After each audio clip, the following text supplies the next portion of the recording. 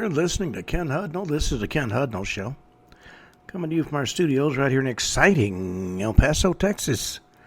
Gateway to the Old West and the most haunted city in the country. Well, today is January 31st. Time passes quick when you're having fun.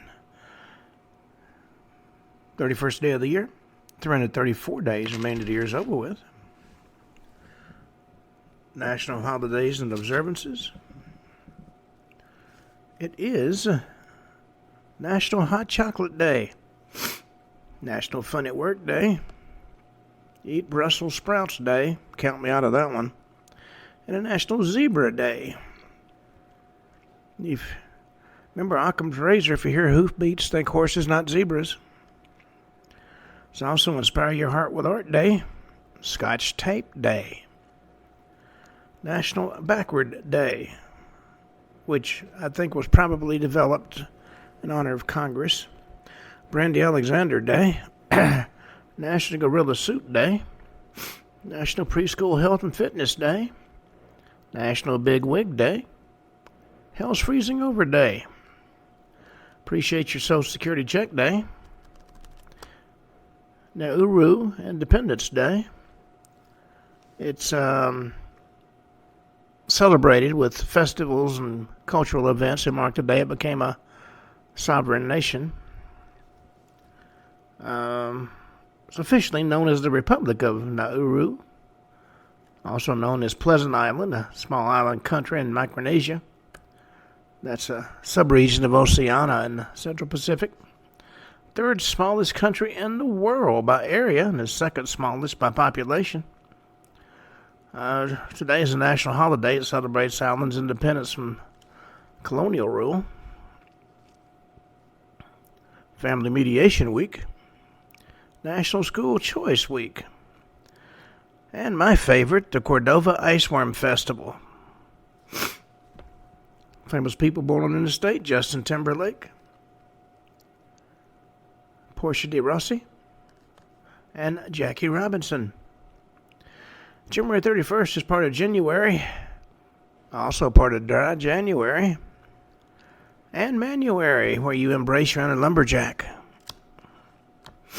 National Blood Donor Month, Veganary, Thyroid Awareness Month, National Birth Defects Awareness Month, Cervical Cancer Awareness Month, National Slow Cooking Month, Bread Machine Baking Month, National Clean Up Your Computer Month, and a National Brain Teaser Month, National Be On Purpose Month, National Clean Up Your IRS Act Month, National Skating Month, National Soup Month, Fresh Florida Tomato Month, National CBD Month, Apple and Apricot Month, National Hobby Month, National Oatmeal Month, National Bass Safety Month, Clap for Health Month, National Poverty in America Awareness Month, National Black Diamond Month, Get a Balanced Life Month, Get Organized Month. I used to carry a daytimer around with me all the time. And a National Creativity Month. Now I do it on my cell phone. Celebration of Life Month, National Be Kind to Food Servers Month, and National Hot Tea Month. Alrighty. All that having been said,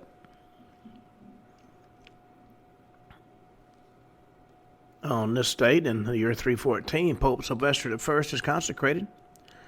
He's a successor to the late Pope Miltiades. 1208, the Battle of Lena takes place between King Sverker II of Sweden and his rival, Prince Eric, whose victory puts him on the throne as King Eric X of Sweden.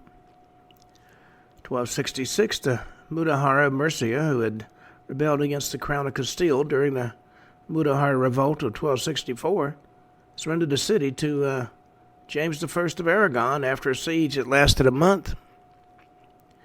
1504, the Treaty of Lyon ends the Italian War, confirming French domination of northern Italy. Spain received the Kingdom of Naples. 1578, 80 Years' War and the Anglo-Spanish War. The Battle of Glembu is a victory for Spanish forces by Don John of Austria over a rebel army of Dutch, Flemish, English, Scottish, German, French, and Walloons. 1606, the Gunpowder Plot. 4 of the conspirators, including Guy Fawkes, are executed for treason against the king by hanging, drawing, and quartering. They plotted to destroy Parliament and King James by setting off a collection of gunpowder underneath where the Parliament was meeting, and King James is going to address it. 1609, the Weissel Bank of Amsterdam is established. 1703, 47 Ronin under the command of Oishi Kuranosuke avenged the death of their master by killing Killer Yoshinaka. 1747, the first venereal disease clinics opened at London's Lock Hospital. 1814, Gervasio Antonio de Posadas becomes Supreme Director of the United Provinces of the Rio de la Plata. That's present-day Argentina, don't you know? 1846, after the Milwaukee Bridge War, the U.S. towns of Juneautown and Kilburntown unified to create the city of Milwaukee. 1848, John C. Fremont's court-martial for mutiny and disobeying orders. 1862, Alvin Graham Clark discovers the white dwarf star Sirius B, a companion of Sirius. He did it through a 18.5-inch telescope now located at Northwestern University. 1865, American Civil War. U.S. Congress passes the 13th Amendment to the Constitution, abolishing slavery, and submits it to the states for ratification. 1865, American Civil War. Confederate General Robert E. Lee becomes General-in-Chief of all Confederate armies. By then, it was too late to have any impact. 1891, history of Portugal. First attempt of a Portuguese Republican Revolution breaks out in the northern city of Porto.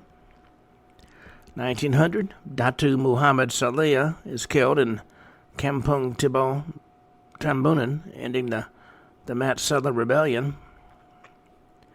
1901, Anton Chekhov's Three Sisters premieres at Moscow Arts Theater in Russia.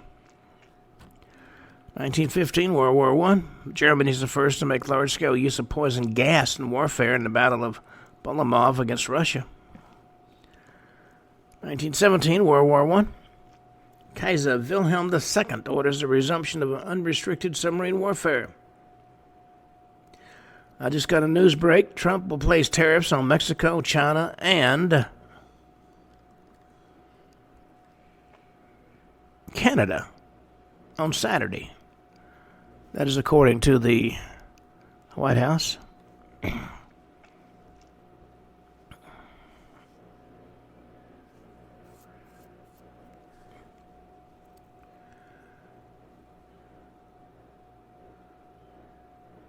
1918, a series of accidental collisions on a misty Scottish night lead to the loss of 2 Royal Navy submarines with over 100 lives, and it damaged another 5 British warships.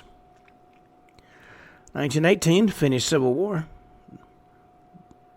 The Suinula massacre, which changes the nature of the war in a more hostile direction, takes place in Kangasala.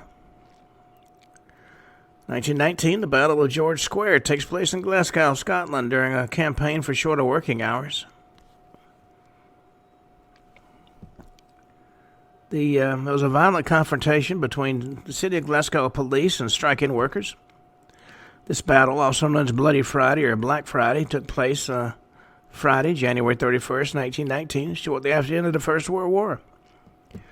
During the riot, the sheriff of Lanarkshire called for military aid and government troops to include 6 tanks moved to key points in the city. Strike leaders were arrested for inciting the riot. And though it's often said there were no fatalities, one police constable died several months later from injuries received during the rioting. The protesters were trade unions and striking workers. Leading the group was William Gallagher, Manuel Shinwell, David Kirkwood, and Neil McLean. There were 20 to 25,000 protesters. A lot of folks were injured. The only death attributed to it was that one police constable. 1928, Leon Trotsky's exile to Alma-Ata. He ran afoul of Stalin and had to go. 1942, World War II. Allied forces were defeated by the Japanese at the Battle of Malaya and retreated to Singapore. 1943, World War II. German Field Marshal Friedrich Paulus surrenders to the Soviets at Stalingrad. Followed 2 days later by the remainder of his Sixth Army, ending one of the war's fiercest battles. 1944, World War II. American forces land on Kwajalein Atoll and other islands in the Japanese-held Marshall Islands.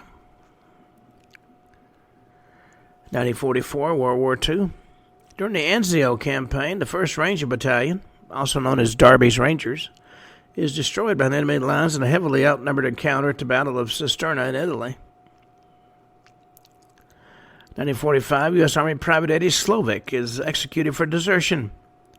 That was the first such execution of an American soldier since the Civil War. 1945, World War II. About 3,000 inmates from the Stutthof concentration camp are forcibly marched into the Baltic Sea at Pomnikon, now Yantarny in Russia, and then executed. 1945, World War II. The end of the fighting in the Battle of Hill 170 during the Burma campaign, which the British 3 Commando Brigade repulsed the Japanese counterattack on their positions and precipitated a general retirement from the Arakan Peninsula. 1946, Cold War. Yugoslavia's new constitution, modeling that of the Soviet Union, establishes 6 constituent republics: Bosnia and Herzegovina, Croatia, Macedonia, Montenegro, Serbia, and Slovenia. Also in 1946, the Democratic Republic of Vietnam introduces the dong to replace the French Indochinese piastre at par. 1949, These Are My Children, the first television daytime soap opera, is broadcast by NBC station in Chicago. 1951, United Nations Security Council Resolution 90 relating to the Korean War is adopted.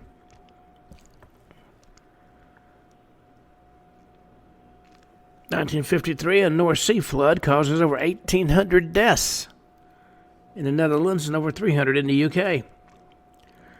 1957, 8 people, 5 total crew from 2 aircraft and 3 on the ground in Pacoima, California, killed following the mid-air collision between a Douglas DC-7 airliner and a Northrop F-89 Scorpion jet fighter. And as I've said so many times, if a plane falls on you, you're having a really bad day. 1958, Cold War. The space race. First successful American satellite detects the Van Allen radiation belt. 1961, Project Mercury. Mercury Redstone 2. The chimpanzee Ham travels into outer space. Didn't even get a extra banana. 1966, Soviet Union launches the unmanned Lunar 9 spacecraft as part of the Luna program. 1968, Vietnam War. Viet Cong guerrillas attacked the U.S. Embassy in Saigon. And other attacks in the early morning hours are later grouped together as what became known as the Tet Offensive. 1971, Apollo program. Apollo 14. Astronauts Alan Shepard, Stuart Rosa, and Edgar Mitchell aboard a Saturn V lift off on a mission to the Framuro Highlands on the moon. Also in 1971, the Winter Soldier investigation organized by the Vietnam veterans against the war to publicize alleged war crimes and atrocities by Americans and their allies in Vietnam begins in Detroit. 1978, the Crown of St. Stephen, also known as the Holy Crown of Hungary, it goes on public display after being returned to Hungary from the U.S. It was held there after World War II. 1988, Doug Williams becomes the first African-American quarterback to play in a Super Bowl and leads the Washington Redskins to victory in Super Bowl 22. 1996, an explosives-filled truck rams into the gates of the Central Bank of Sri Lanka in Colombo, killed at least 86 people and injured over 1,400. 2000, Alaska Airlines Flight 261 crashed. It was an MD-83 experiencing horizontal stabilizer problems. Crashed into the Pacific Ocean off the coast of Point Mugu in California. Killed all 88 people on board. 2001, in the Netherlands, a Scottish court convicts Libyan Abdelbasset Al-Megrani and acquits another Libyan citizen for their part in the bombing of Pan Am Flight 103 over Lockerbie, Scotland in 1988. 2001, two Japan Airlines planes nearly collide over Suruga Bay in Japan. 2003, the Waterfall Rail incident occurs near Waterfall, New South Wales in Australia. It was a train accident. It derailed, killed 7 people on board, including the train driver, and injured 40 more. The accident is famously remembered by systems engineers due to the poorly designed safety systems. 2007, emergency officials in Boston mistakenly identified battery-powered LED placards depicting characters from the Aqua Teen Hunger Force as improvised explosive devices, which of course caused a panic. 2009, at least 113 people are killed in Kenya and over 200 injured following an oil spill ignition in Molo, days after a massive fire to Nakumatt supermarket in Nairobi killed at least 25 people. 2019, Abdullah Pahang is sworn in as the 16th Yang di Pertuan Agong of Malaysia. 2020, the UK's membership in the European Union ceases in accordance with Article 50 after 47 years of being a member state. 2022, Sue Gray, senior civil servant in the UK, publishes an initial version of her report on the Downing Street Partygate controversy. Partygate, for those that are not familiar, was a political scandal in the UK about gatherings of government and Conservative Party staff during the COVID-19 pandemic when public health restrictions prohibited most gatherings. The scandal contributed to Boris Johnson's downfall as Prime Minister and his resignation as an MP. Now, while several lockdowns were in place, gatherings took place at 10 Downing Street, in its garden, and other government and Conservative Party buildings. Reports on these events later attracted media attention, public backlash, and political controversy. In January 2022, 12 gatherings came under investigation by the Metropolitan Police, including at least 3 that was attended by Johnson, the Prime Minister. Police issued 126 fixed penalty notices to 83 individuals, to include Johnson, his wife Carrie, and Rishi Sunak, who was then Chancellor of the Exchequer, who all apologized and paid the penalties. There's somebody always watching. And in 2023, the last Boeing 747, the first wide-body airliner, is delivered. Well, that finishes a little history segment. For those that have not been keeping up with the news, yesterday, a Black Hawk helicopter hit an American Airlines passenger liner, resulted in a fireball. Everybody died. Now, of course, there's a lot of finger pointing going on. What is known is that the crew chief of the Black Hawk was being taught to fly by the co-pilot and went far above the prescribed altitude and hit the airliner. And of course, the staffing of the control tower at Reagan International Airport was not what it should have been, which the Democrats are trying to blame Trump for.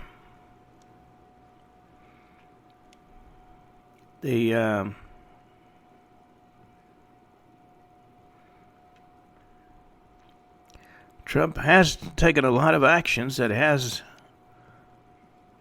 disrupted the normal order, so to speak. A lot of illegal migrants are being deported. In fact, the FBI is now joined with Homeland Security and the DEA to track down undocumented immigrants. A lot of them here in El Paso. Pro-rights activists have been pardoned by Trump. In Chicago, investigators found a man suspected to have been killed by two migrants, bound by duct tape in his Chicago residence. The two migrant suspects are in custody in relation to the death of a 63-year-old man whose body was found tied up at his home late Sunday. Investigators found the man bound with duct tape near his face and mouth in his Norwood Park home. They think the two migrants were hoping to hide there and avoid being deported. Mark Zuckerberg, the Meta CEO, is just incensed that everything he says leaks from internal meetings.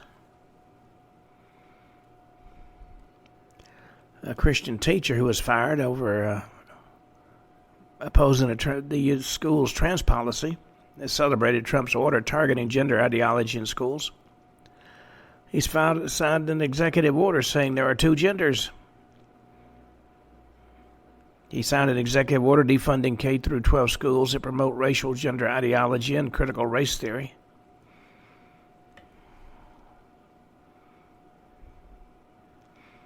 Black Caucus Chair is Yvette Clarke. Is claiming President Trump is pushing a racist, insane agenda in his remarks after the Washington, D.C. plane crash. She says he's trying to purge the workforce of minority federal workers.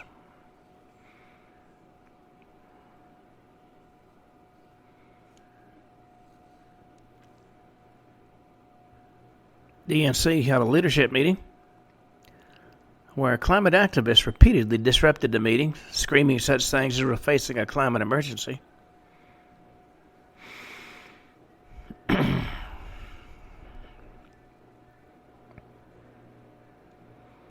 Let's see, is there anything else of interest? Federal court has ruled the ATF age limits on handgun sales violate the Second Amendment.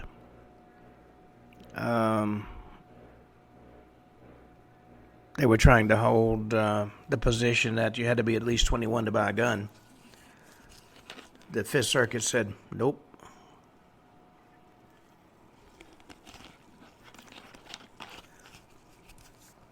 Jesse Ventura was talking about the fact that when he was under 21, he went to Vietnam for the first time. When he came home, after a short period of time, he went to his commander and said, I want to go back to Vietnam. They said, why? He said, over there, I'm an adult. Here, I can't buy a beer. I can't buy a gun. I'm a child. And was correct.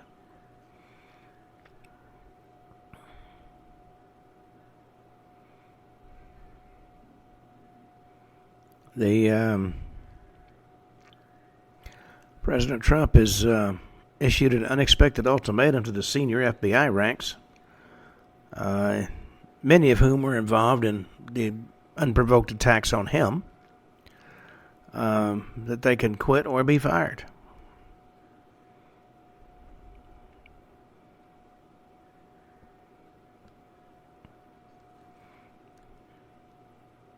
Home and Garden TV star Christina Hock admits to rushing into romance after having 3 failed marriages.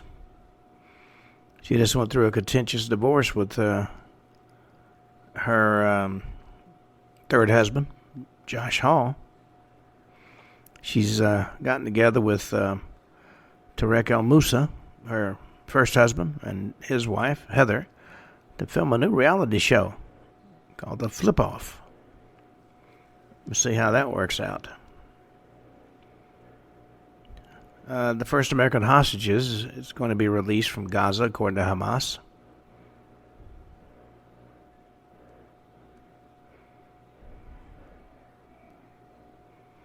The Tulsi Gabbard is in front of Congress. The people were fascinated to see a military legend from Black Ops unit show up at her hearing. Doesn't acknowledge he's a military hero from a unit the government doesn't officially acknowledge. Appeared at Tulsi Gabbard's confirmation hearing Thursday. The former Democrat turned supporter of President Trump, he's been nominated to be America's next director of national intelligence.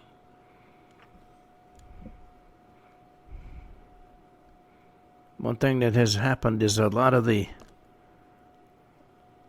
anti-military types are being removed from the DOD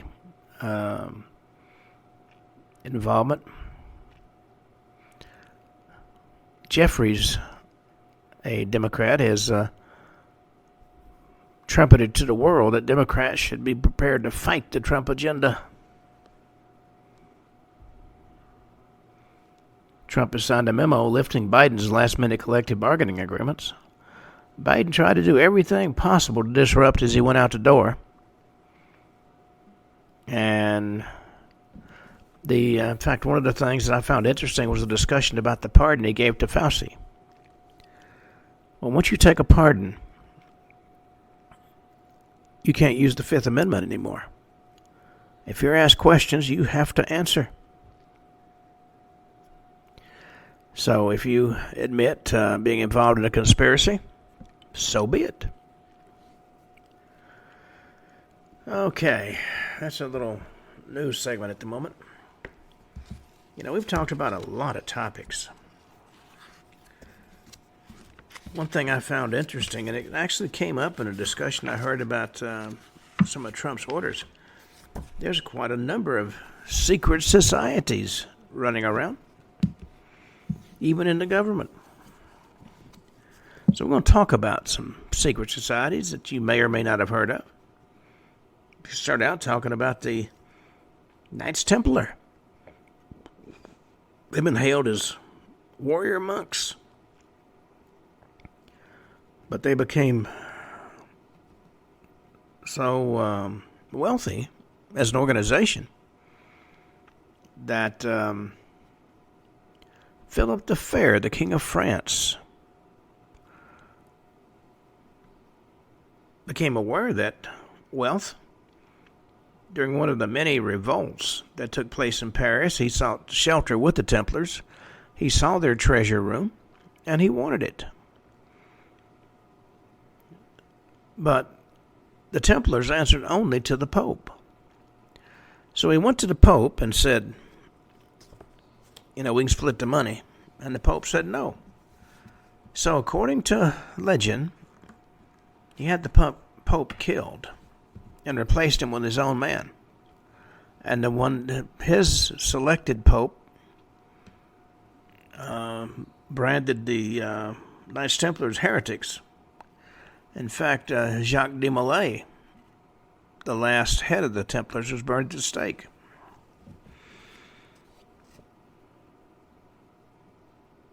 Now, the Templars, during the First Crusade, soared to early renown and glory, but they crashed and burned in an outburst of popular hysteria, accusations of Satanism, mass arrests, and fire executions. And the story of the Templars played out against the backdrop of the Crusades and self-glorying pageant of chivalry. And because their story also touched on sacred sites and hallowed relics. So this Christian society continues to inspire wonder and conjecture. Been a lot of Hollywood movies and books about the Templars and some of their secrets. The appeal of the Templar story can basically be boiled down to 5 words: vocation, location, organization, denunciation, immolation.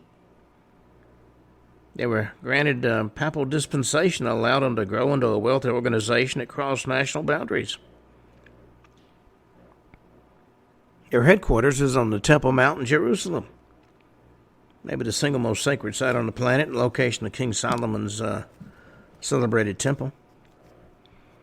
It intrigues a lot of folks,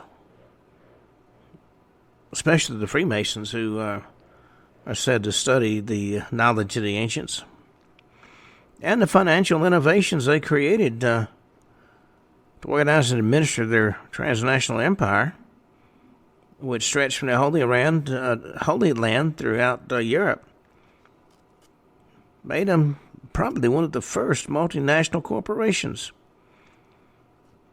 Now, their downfall and eventual confessions to outrageous blasphemies was followed by the public burning of the order's leaders.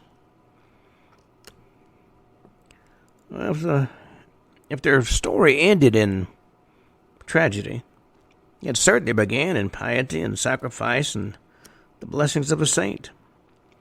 It was formed in the wake of one of the great turning points of history, the First Crusade, launched in 1095.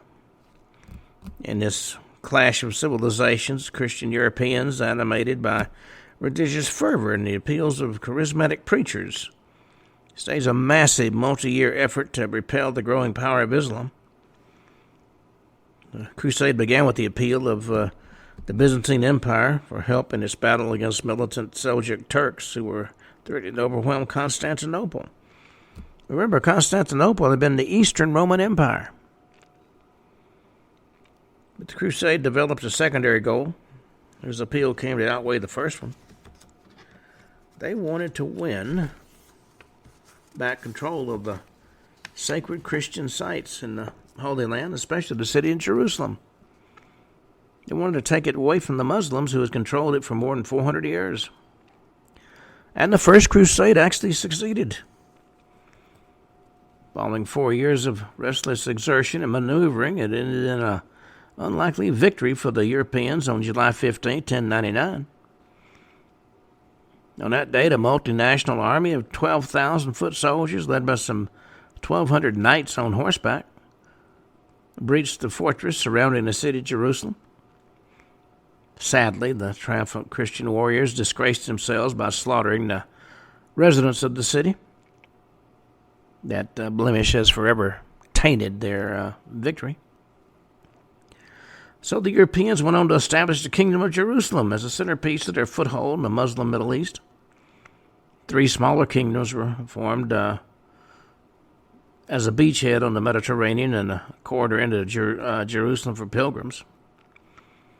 But like any other occupying army, Christians soon found themselves and the pilgrims that followed to the Holy Land under constant attack from angry locals, praying brigands, and eventually major armies dedicated in overthrowing their rule. In fact, in 1119, some 300 pilgrims were murdered and 60 taken prisoners. They traveled near the River Jordan. So in come the Knights Templars, a group of 9 knights who united under the leadership of Hugh de Payens, a French knight nobleman from the Champagne region. Distressed by the plight of the pilgrims, they proposed to the new ruler of the Kingdom of Jerusalem, Baldwin II, that they form a band of soldiers who dedicate themselves to protecting the kingdom and its European visitors. And the knights proposed to live under holy orders, under the rule of St. Augustine. It's a radically new notion, medieval religious orders. The hybrid nature of this group of would-be warrior monks appealed to Baldwin, and he accepted their request, granting them the right to live on the Temple Mount. Now, the founding of the Knights Templars is often dated to either 1118 or 1119, but the group may have already been in existence years before that. Well, this new order took its name from the location. The poor Knights of the Templar of Solomon were more commonly known by the shorter name, the Knights Templar. Members were housed in a captured Islamic shrine, the Al-Aqsa Mosque, that remains one of the holiest sites in Islam. Muslims believe the Temple Mount's the site where the Prophet Muhammad ascended to heaven. Unlike the members of all Catholic religious orders, the Templars took vows of poverty and chastity and obedience. Because they donated their worldly possessions to the order when taking their vows, the group grew wealthy as it attracted more members. Templars weren't the only such group to be formed during the Crusades. The Knight Hospitallers devoted themselves to caring for pilgrims who were not warriors, while the Teutonic Knights were a German order of militant monks modeled after the Templars. Well, the Templars enjoyed the support of two very powerful allies. First was the French nobleman Hugh of Champagne, a count who renounced his worldly life to join the order, and his support enhanced the Templar reputation and enriched their coffers. In fact, it was said he was among the founders of the order. Of course, the historical record is not specific on that question. Second ally proved to be even more valuable. The charismatic monk Bernard of Clairvaux was the most respected voice in Christendom. The French Cistercian abbot was deeply impressed with the piety and commitment of the Templars, and he championed the order at a major church meeting, the Council of Troyes, in 1128. And at that council, Pope Honorius II gave the order his blessing. And Bernard went on to codify its 73 rules into the Latin rule. The order was directed by a Grand Master, and Eupaeans became the first of 23 men to hold that position. Now blessed by both the Pope, Bernard of Clairvaux, who would go on to be named a saint not long after he died in 1153, the Templars began to flourish. Both their ranks and their treasury overflowed. Throughout Europe, admirers of what Bernard called a new knighthood donated funds to the order, convinced their charity would bring them divine favor. As a result, active orders of Templars took root in England and France, Hungary, Portugal, Scotland. 1139, 3 years after Eupaean's death, the Templars ascended to a higher rank within the church. Pope Innocent II elevated the order to a position of special papal privilege. He even granted the Templars exemption from local taxes. Then they had the right to build their own churches. And beginning in 1147, the Templars wore a distinctive uniform, a red cross with its ends splayed against a white background. Well, by the mid-12th century, and this was only 30 years after they were formed, the Templars had become one of the most powerful forces in Christendom. And as tax-exempt donations poured in, the order thrived. They held vast tracts of land across Europe, controlled fortresses in Middle Eastern cities, including Gaza, Acre, Tyre, Sidon, Beirut, Tripoli, and Antioch. The organization and management of this vast empire led the Templars to become pioneers of international banking. Pilgrim could deposit funds at a Templar site in his home country and travel across Europe and into the Middle East and draw funds from his account. Templars now manage a vast financial entity with locations across Europe, untaxed by local authorities, and answerable only to the Vatican. This was another power that transcended national and regional boundaries. And show at the Templars of 1150 resembled a modern international conglomerate, which upset a lot of people. It might have been a formula for great success, but it was also created resentment, eventually revenge, from some of the powers that be. Now, revenge was on the minds of the Muslims of the Middle East, whose homelands were now occupied by European infidels. And throughout the 12th century, Muslims and Christians battled across the Holy Land. And over time, the Muslims did develop warriors capable of vanquishing the Christians. Greatest of these was Salah al-Din Yusuf ibn Ayyub, known to the Western world as Saladin. A gifted and shrewd Kurdish Sunni warrior became the Sultan of Egypt, and he set about driving the Christians from the Middle East. Well, his quest required decades of constant military activity, but ultimately it was successful. In 1177, his armies were handed a major defeat at the Battle of Montgisard outside Ramla. Christian forces were led, of course, by the Templars, and this battle stands as their greatest military victory.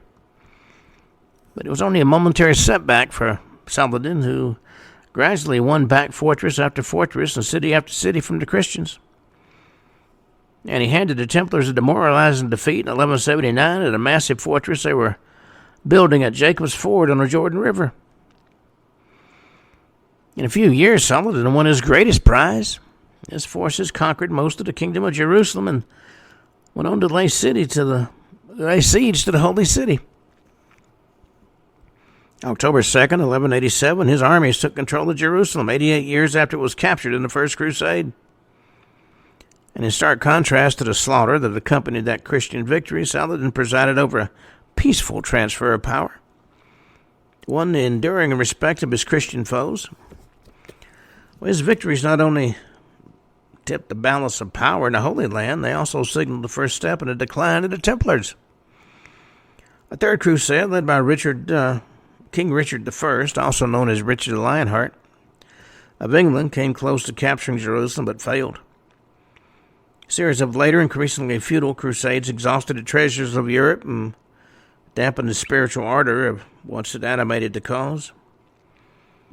And as the foremost exponents of the crusading spirit, the Templars also saw their reputation fade as well. 1207, Pope Innocent III issued a bull on Templar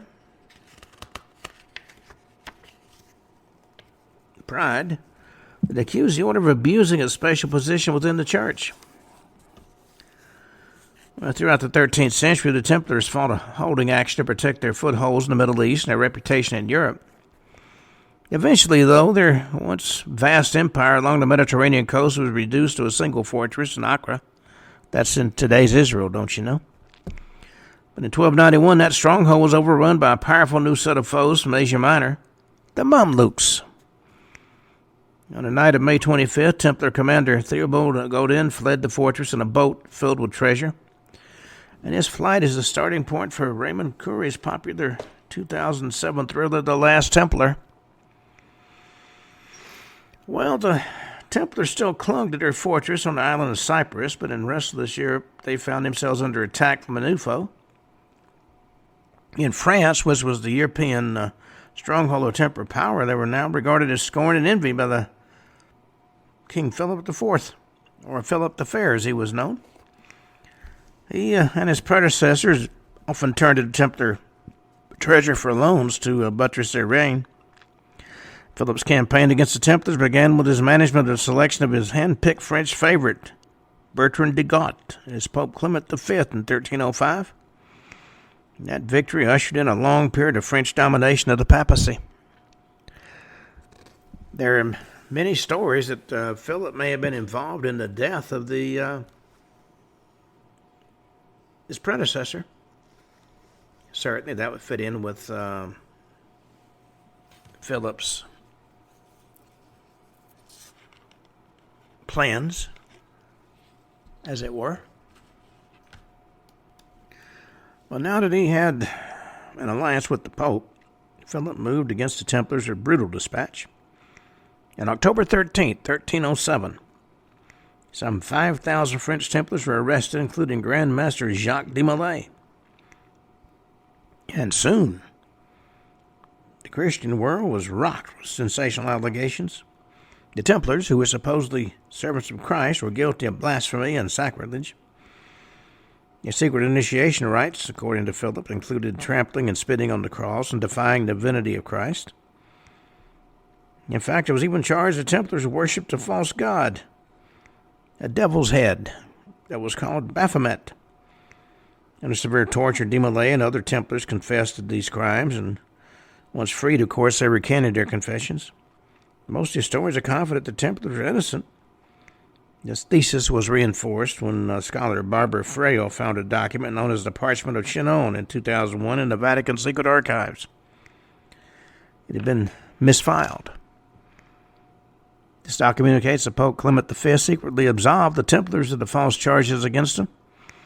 was forced by Philip in popular frenzy to disband the order in 1312 and allowed Desmoulins and fellow Templar Godfrey de Charnay to be burned at the stake in Paris in 1314. But no pope or king could banish the Templars from history. Their glorious heyday and equally glorious downfall live on in epic novels, Hollywood blockbusters, and mystical musings. Sir Walter Scott, the pioneer of the historical novel, brought the Templars to life in his highly popular novels Ivanhoe and The Talisman. And the Freemasons, of course, have always had a special bond with the Templars. In fact, the Masons trace their origins to the builders of Solomon's Temple. Well, in recent decades, the Templars have appeared with increasing regularity in pop culture. In fact, it's an aging Templar that stands guard over the Holy Grail in Steven Spielberg's film Indiana Jones and the Last Crusade. Templars play a role in Dan Brown's Robert Langdon novels, especially the Da Vinci Code, where they are credited with bearing and concealing the secrets of the Grail. The film Kingdom of Heaven depicts the Templars as bloodthirsty opponents of Saladin. And Curry's The Last Templar puts the ancient warrior monks atop the bestseller list, and in the made-for-TV miniseries, authors Christopher Knight and Robert Lomas advanced a fascinating thesis that the image on the famous Shroud of Turin is not that of Christ, but in fact records the tortures of Jacques Desmoulins. But if the Templars conjure up romance in Europe and America, their legacy is taken more seriously by the contemporary jihadists of Islamic extremism. Al-Qaeda chief Osama bin Laden declared, "Our goal is for our nation to unite in the face of Christian crusade." In some minds, the deeds of the Knights Templar continue to sound the trumpets of battle.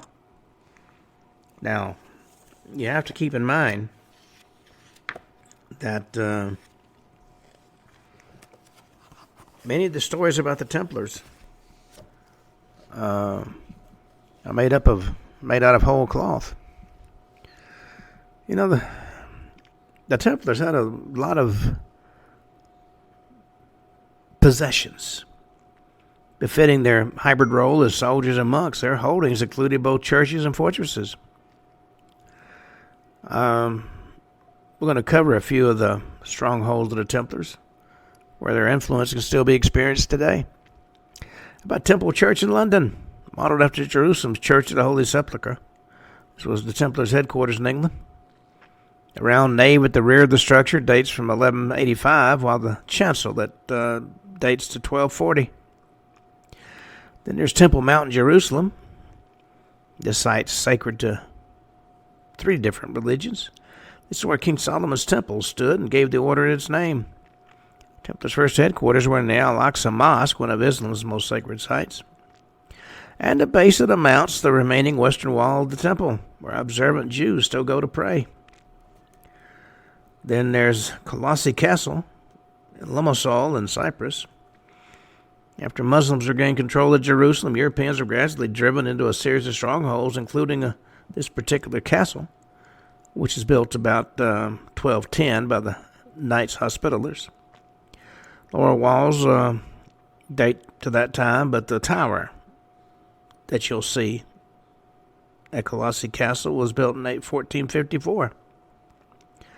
Templars helped defend that fortress till their downfall early in the 14th century.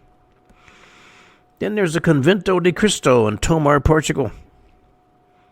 Templar Church was built about 1160 as part of the European campaign to resist the advances of the Moors across the Iberian Peninsula.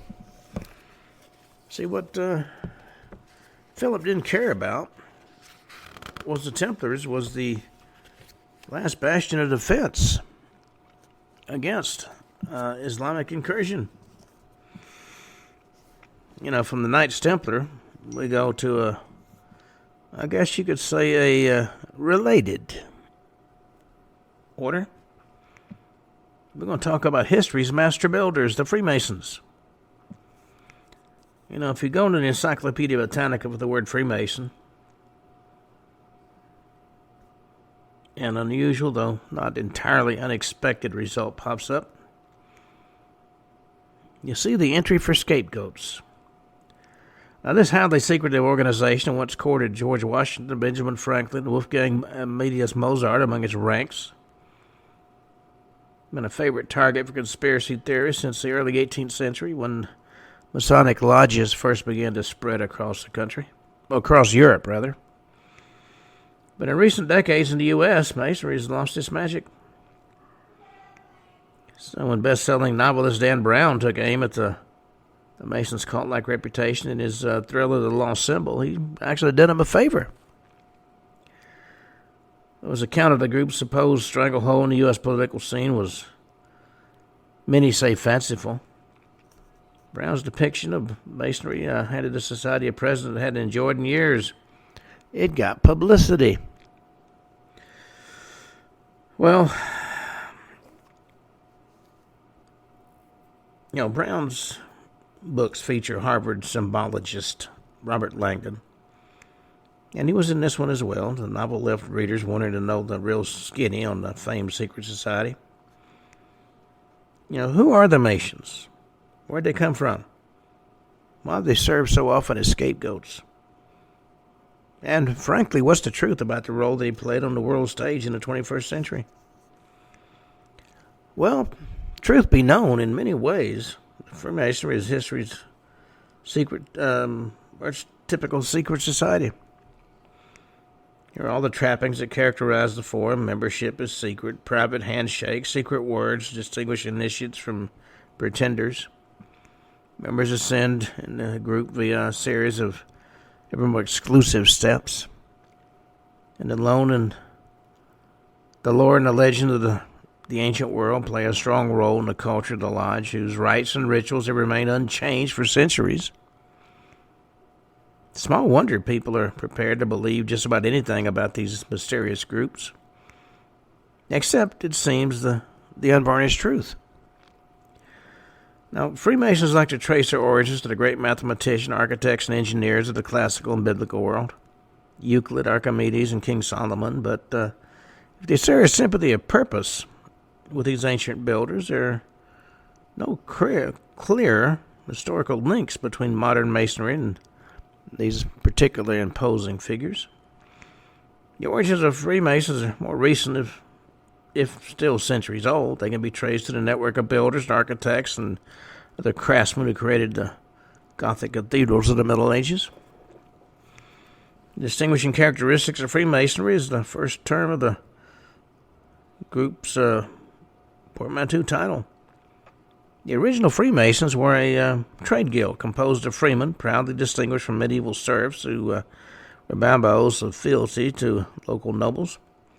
The Masons stood apart from the other guilds because they traveled to their work. Wherever a cathedral needed building, they were there. On the grounds of their projects, the Freemasons, set apart by the 2 carrying aprons they wore, would set up a lodge where they served meals and sketched their designs and prepared their stones. And to these lodges, no people were accepted unless they were, in fact, initiated into the craft mysteries, which of course included technical secrets of geometry and architecture, protected by sure means of identification. Medieval Masons were just as concerned regarding their intellectual property.